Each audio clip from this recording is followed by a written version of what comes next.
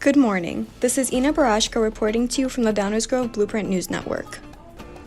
District 99 schools are planning on having a flexible learning day this President's Day. Students will need to complete assignments for their classes online that will mark their attendance as if it is a normal school day.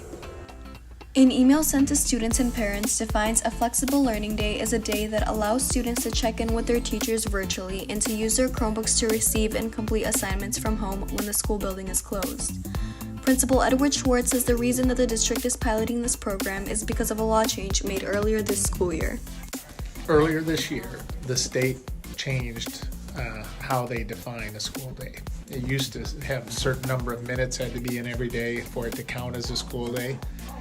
The law changed and gave schools more flexibility in how they structured a school day. So given that we had that earlier snow day, right around Thanksgiving I think it was, and we weren't going to be making it up potentially till the end of the year, we thought it's a day we lost in first semester, we're adding it to second semester, so it's not really replacing that day. So we said, is there a way we can try this to see maybe this will be an option going forward? Spanish teacher Diana Bucal believes this flexible learning day is a tool that could be used in the future if need be. However, she does wish that this tactic was tried out earlier in the school year. There were those days that we missed in teaching, and so even if it was just 20 minutes of students doing something, we still could have kept that rhythm going instead of it feeling that there was a break and that we have to start all over again. So having something like this set in place kind of keeps that rhythm going. I mean, it would have been nice if we could have tried it earlier so we could have taken advantage of those polar vortex days. But I think at this point, this is the only day that we have, so we should take advantage of it, because if we can implement this in the future, I think it would be something nice for us to do so that we don't have to make these up at the end of the year. Senior Renee Renaud says the idea of having to do school from home is not appealing to her because it is not in a school environment. She is concerned with how home life plays into the effort students put into their education and how it may in fact be an obstacle for some students to get their work done at home. It's hard for me to learn when I'm not in a school environment, so when I'm at home, it's going to be really hard for me to do the assignments and stuff like that because I'm not in a good school environment.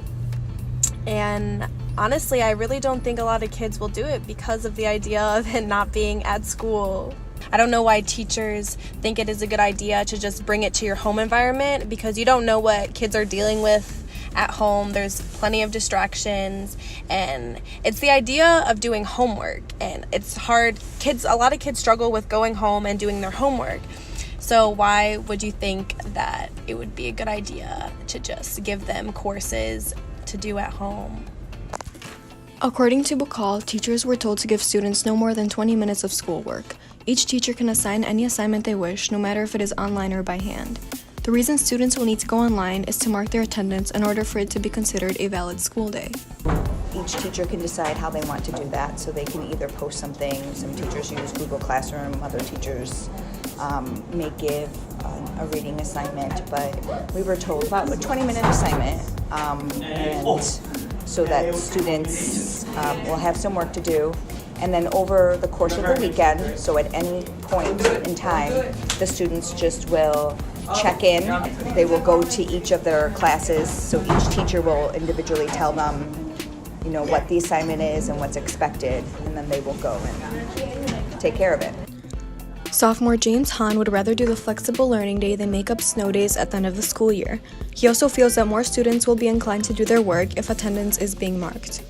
Since we have more snow days, it's better for us to not make them up at the end and just do it right now. I mean, if they're checking attendance and that doesn't get accounted for, then I assume that more people will be gonna sign up for the online learning.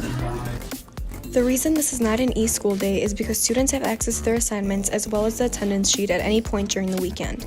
If this was an e-school day, there would be a set time students and teachers would need to log on and complete their work. DGS wanted to give students a flexible time period for when they must complete their assignments, thus accommodating any plans made for President's Day while eliminating the adding of an extra day to the end of the school year.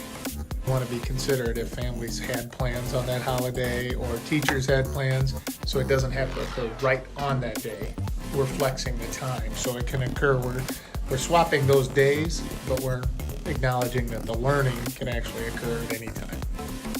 If a student is unable to complete their work, they will need to be called out of school.